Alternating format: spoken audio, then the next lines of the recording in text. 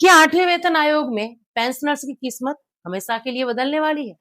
क्या 80 साल के इंतजार को खत्म करके सरकार अब 65 की उम्र से ही आपकी पेंशन को बढ़ाने जा रही है? और 15 जून की सबसे बड़ी डेडलाइन खत्म होने के बाद अब जुलाई में कौन सी गुप्त बैठकें होने जा रही हैं जो आपकी सैलरी को सीधे 3 गुना तक बढ़ा सकती है? अगर आप केंद्र सरकार के कर्मचारी हैं, राज्य सरकार के कर्मचारी हैं या एक पेंशनर्स हैं, तो आज की ये वीडियो आपकी जिंदगी की सबसे महत्वपूर्ण वीडियो होने वाली है। आज हम कोई सुनी सुनाई बात नहीं करेंगे, बल्कि आंकड़ों और तारीखों के साथ आठवें वेतन आयोग की वो 3 सबसे बड़ी कड़वी और मीठी सच्चाइयां आपके सामने रखेंगे, जो हर कर्मचारियों को जानना जरूरी है। अगले कुछ मिनट इस वीडियो में बने रहिए, क्योंकि आज आपको अपनी सैलरी और पेंशन का पूरा भविष्य पता चलने वाला है। तो चलिए आज की इस वीडियो की शुरुआत करते हैं। वीडियो में आगे बढ़ने से पहले अगर आप इस चैनल पर नए हैं या आपने अभी तक चैनल को सब्सक्राइब नहीं किया है, तो जल्दी से चैनल को सब्सक्राइब कर दीजिए। इसी के साथ बेल आइकन को प्रेस करके नोटिफिकेशन ऑन कर दीजिएगा, क्योंकि कर्मचारियों के हक की आवाज हम हमेशा पूरी सटीकता के साथ ले आते हैं। आज की वीडियो को हमने 3 बड़े हिस्सों में बांटा है। पहला हिस्सा है 15 जून को जो बड़ी डेडलाइन खत्म हुई है, उसके बाद अब जुलाई में होने वाली बैठकों का पूरा शेड्यूल क्या है। दूसरा हिस्सा है पेंशनर्स के लिए वो कौन सा नया नियम मांगा जा रहा है जो 65 वर्ष की उम्र से ही जेब में ज्यादा पैसे लाएगा। तीसरा और सबसे बड़ा हिस्सा है फिटमेंट फैक्टर का असली गणित समझना। अगर फिटमेंट फैक्टर 3 पॉइंट या 3.68 होता है, तो आपकी बेसिक सैलरी 18,000 से बढ़कर कितनी हो जाएगी? हम लाइव कैलकुलेटर की मदद से इसे समझेंगे। चलिए बात करते हैं हमारे पहले और सबसे महत्वपूर्ण टॉपिक की। जैसा कि आप जानते हैं, आठवें वेतन आयोग का गठन होने के बाद सबसे पहला काम होता है देश भर के कर्मचारी संगठनों, यूनियंस और पेंशनर्स एसोसिएशन से उनके सुझाव, शिकायतें और मांग पत्र यानी कि मेमोरेंडम लेना। इसके लिए सरकार और आयोग ने एक ऑनलाइन पोर्टल के जरिए तारीख तय की थी, जो 15 जून 2026 थी। अब ये 15 जून की डेडलाइन जो है आधिकारिक तौर पर खत्म हो चुकी है। इसका मतलब ये है कि देश के लाखों कर्मचारियों की तरफ से जो मांगे जानी थी, वो अब आयोग के टेबल पर पहुंच चुकी है। अब आपके मन में सवाल होगा कि मांगे तो पहुंच चुकी हैं, लेकिन अब आगे क्या होगा? तो ध्यान से सुनिए। अब शुरू होने जा रहा है ग्राउंड असेसमेंट, यानी जमीनी दौरा। आयोग केवल दिल्ली के दफ्तर में बैठकर फैसला नहीं करेगा। हमारे पास जो कुछ रिपोर्ट्स आई है, उसके मुताबिक बैठकों का पूरा शेड्यूल तैयार हो चुका है। सबसे पहले 22 और 23 जून को लखनऊ में एक बेहद ही महत्वपूर्ण आंतरिक बैठक होने जा रही है। इसके बाद अगर बात करूं, तो जुलाई की शुरुआत होते ही आयोग राज्यों के दौरे पर निकलेगा। 6 और 7 जुलाई को भुवनेश्वर यानी उड़ीसा में आयोग की टीम जो है वहां के कर्मचारी प्रतिनिधियों के साथ सीधे मुलाकात करेगी। ठीक उसके 2 दिन बाद 9 और 10 जुलाई को कोलकाता यानी कि पश्चिम बंगाल में एक और बहुत बड़ी बैठक तय की गई है। इन बैठकों का महत्व क्या है, इसको भी समझते चलिए। जब आयोग है, जो यूनियंस हैं, आयोग के सामने सामने बैठते हैं, तब वो केवल कागज नहीं सौंपती है, बल्कि महंगाई की असली मार, बच्चों की पढ़ाई का खर्च और स्वास्थ्य सेवाओं की जमीनी हकीकत से आयोग के अध्यक्ष जो है उनको अवगत कराती है, यानी कि उनके सामने रखती है। इसलिए जुलाई का जो महीना है, आपकी सैलरी ड्राफ्ट को तय करने के लिए सबसे बड़ा महीना साबित होने वाला है। अब आते हैं हमारे दूसरे सबसे बड़े संवेदनशील और जरूरी टॉपिक पर, जो देश के करोड़ों पेंशनर से जुड़ा हुआ है।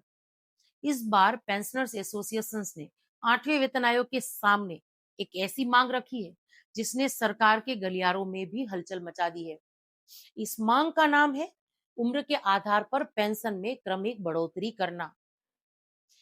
पहले देखिए मौजूदा नियम को समझिए। आज की तारीख में अगर कोई कर्मचारी रिटायर होता है, तो उसे उसकी आखिरी बेसिक सैलरी का 50% पेंशन के रूप में मिलता है। इस पेंशन में पहली अतिरिक्त बढ़ोतरी तब होती है जब वो पेंशनर्स 80 साल की उम्र को पूरी कर लेता है। 80 साल पर 20%, 85 साल पर 30%, और इसी के साथ अगर बात करूं, 100 साल की उम्र पार करने पर 100% अतिरिक्त पेंशन मिलती है। लेकिन पेंशनर संगठन ने आयोग के सामने बिल्कुल एक सही तर्क रखा है। उन्होंने कहा है कि आज के समय में औसत जीवन प्रत्याशा जो है, ये 70 से 75 साल के आसपास ही रहती है। ऐसे में 80 साल की उम्र का इंतजार करना बहुत से पेंशनर्स के लिए बेमानी हो जाता है। दूसरी बात, रिटायरमेंट के तुरंत बाद यानी 60 से 65 साल की उम्र के बाद ही शरीर में बीमारियां बढ़ने लगती है, दवाइयों का खर्च दोगुना हो जाता है और इस उम्र में उन्हें आर्थिक सहारे की सबसे ज्यादा जरूरत होती है। इसीलिए नई मांग क्या रखी गई है जानते हैं? ध्यान से इसको सुनिए। 65 वर्ष की उम्र पूरी होते ही पेंशन में सीधे बढ़ोतरी शुरू हो जानी चाहिए, जो आखिरी सैलरी का लगभग 67% से लेकर 70% तक हो। जैसे ही पेंशनर 70 साल का हो, उसमें और बढ़ोतरी हो। 65 साल की उम्र और ज्यादा बढ़ोतरी, और 80 साल और 85 साल की उम्र तक पहुंचते पहुंचते ये सैलरी 100% तक रिप्लेसमेंट बन जानी चाहिए। अगर आठवां वेतन आयोग इस माननीय मांग को स्वीकार कर लेता है, तो यह भारतीय पेंशन इतिहास का सबसे बड़ा और क्रांतिकारी कदम साबित हो सकता है। देखिए, कमेंट्स करके ये जरूर से बताइएगा कि क्या आपको भी लगता है कि 80 साल का इंतजार बहुत लंबा है और इसे 65 साल से ही शुरू करना चाहिए। अब वीडियो में आगे आगे बढ़ते हुए बात करते हैं उस टॉपिक की जिसका इंतजार हर सेवारत कर्मचारियों के साथ साथ पेंशनर्स को भी है, यानी फिटमेंट फैक्टर और आपकी न्यूनतम सैलरी का। इसके साथ ही हम बात करेंगे आपका अगला महंगाई भत्ता यानी डीएडीआर कब बढ़ने वाला है। सबसे पहले चलिए डीएडीआर की ही बात कर लेते हैं। जनवरी में डीए बढ़कर जो है 60% हो चुका था। अब नियम के मुताबिक अगली बढ़ोतरी जो है, यानी महंगाई भत्तों में अगली बढ़ोतरी जुलाई 2026 को मानी जा रही है।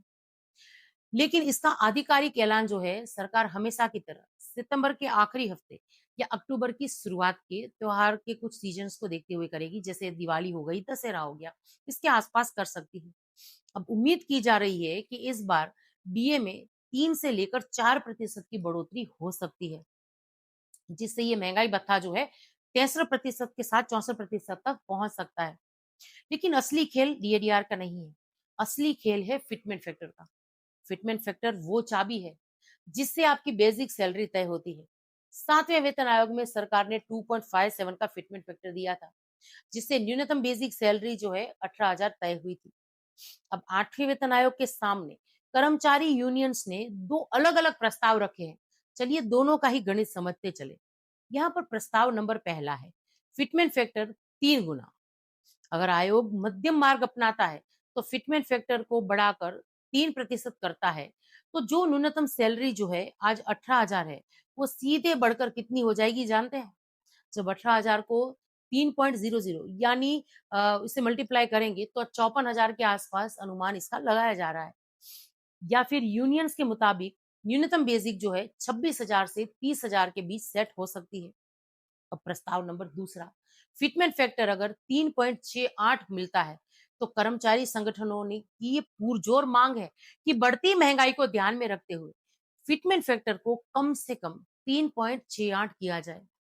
अगर इसे मान लिया जाता है, तो न्यूनतम बेसिक सैलरी जो है सीधे 26,000 या 32,000 नहीं, बल्कि इसके पार चली जाएगी।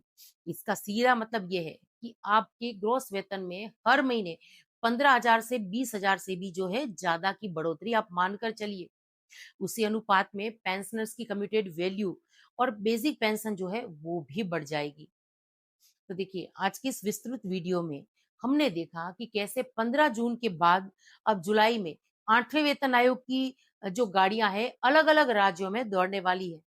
हमने ये भी समझा कि पेंशनर्स के लिए 65 साल का फॉर्मूला क्यों जरूरी है और फिटमेंट फैक्टर आपकी सैलरी को किस ऊंचाई तक ले जा सकता है। हालांकि अब फैसला जो है सरकार और आयोग के हाथ में है, लेकिन कर्मचारी संगठनों का दबाव भी बेहद ही मजबूत दिख रहा है। आपका इस मामले पर क्या सोचना है? आपको क्या लगता है, सरकार चुनाव और अन्य हालातों को देखते हुए कर्मचारियों की इन मांगों को पूरी तरह मानेगी या फिर इसमें हमेशा की तरह कुछ कटौती की जाएगी? आपकी राय, आपके विभाग का नाम या अपनी पेंशन का स्टेटस जो है कमेंट्स बॉक्स में जरूर से साझा करिएगा। अगर आपको हमारे द्वारा दी गई ये जानकारी, ये रिसर्च और ये विश्लेषण पसंद आया हो तो इस वीडियो को एक लाइक देकर हमारा हौसला जरूर से बढ़ाइएगा। इस वीडियो को अपने सभी व्हाट्सएप ग्रुप, फेसबुक, टेलीग्राम, साथी कर्मचारियों और पेंशनर्स के साथ शेयर करना बिल्कुल मत भूलिएगा। और हाँ, चैनल को सब्सक्राइब करके परिवार का हिस्सा जरूर से बनिएगा। मिलते हैं बहुत जल्द एक और बड़ी और ताजा अपडेट के साथ। तब तक अपने लिए और अपने परिवार का ख्याल रखिए। धन्यवाद।